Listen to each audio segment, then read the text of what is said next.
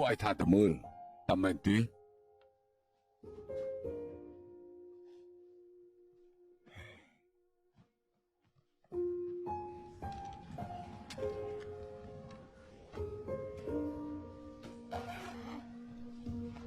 សិបហើយលោក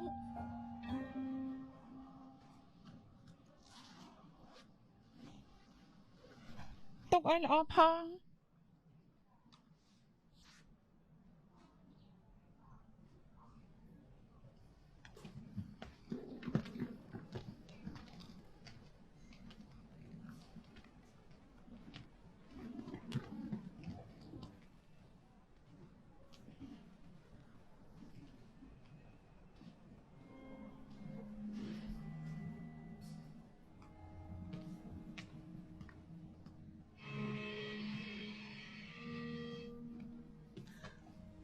យន្តហោះចិត្តចេញដំណើរហើយសូមមេត្តាធ្វើការបិទឧបករណ៍អេឡិចត្រូនិកនិងគ្រប់ប្រភេទ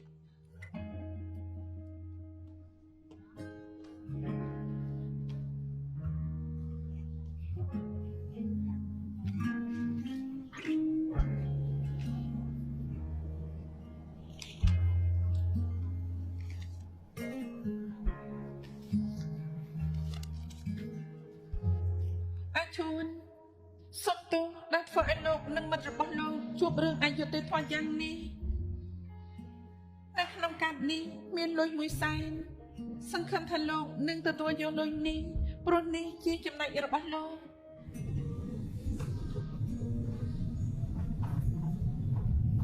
ខ្ញុំសង្ឃឹមថាលោកនឹងអាចដោះស្រាយបញ្ហាទាំងនេះបានសង្ឃឹមថាប៉ារបស់លោកនឹងឆាប់ជាវិញតតែមិនថាលោកទៅណាទេលោកនៅតែជាយុវវ័យតែកំណាពូរុសនៅក្នុងសៀវភៅសាច់ឲ្យលឺហើយក៏ធ្វើដំណើរទៅមុខព្រោះមនុស្សយើងមិនមែនជារុក្ខជាតិទេពេលខ្ញុំ